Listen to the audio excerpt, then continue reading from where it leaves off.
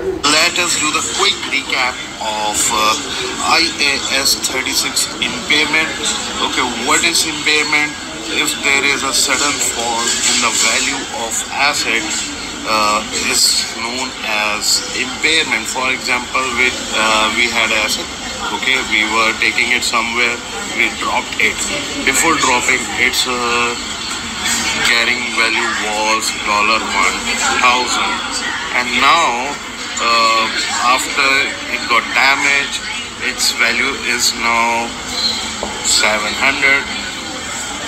So that means it is impaired by the 300, right?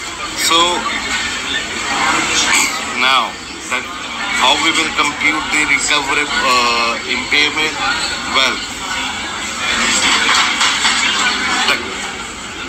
the carrying value of the asset, the recoverable amount of the asset is now lower than the carrying value. And how we will compute the recoverable amount? Recoverable amount will be the higher of fair value less cost to sell or value in use. So fair value less cost to sell means market value less the cost which we will conduct to sell the asset. For value in use, we will take maximum 5 years cash flows on present value basis. Okay, so far so good. For example, we have a asset of $1,000.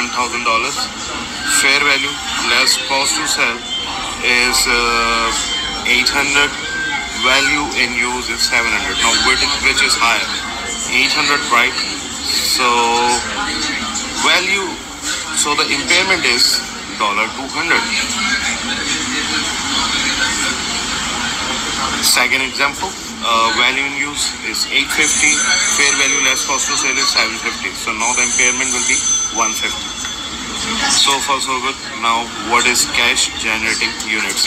Cash generating units are the, it is an asset which have more than one component, and every component has to generate the revenue for the asset. So for example, the airport has more than one component, the runway, the airport, the launches and all are helping to generate the revenue. Another example, the factory. Factory is another example. The production unit, the distribution unit and all, these are, after combining all those, it's one asset to have generating the revenue or the cash. That's cash generating unit. So in case of when cash generating unit get impaired, first thing first, what we will do, we will first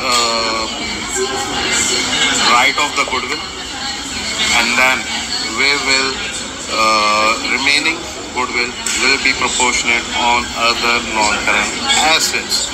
Okay, so that's the quick revision for IAS 36 impairment, and I hope it is clear to you. Till then, take care. Bye bye.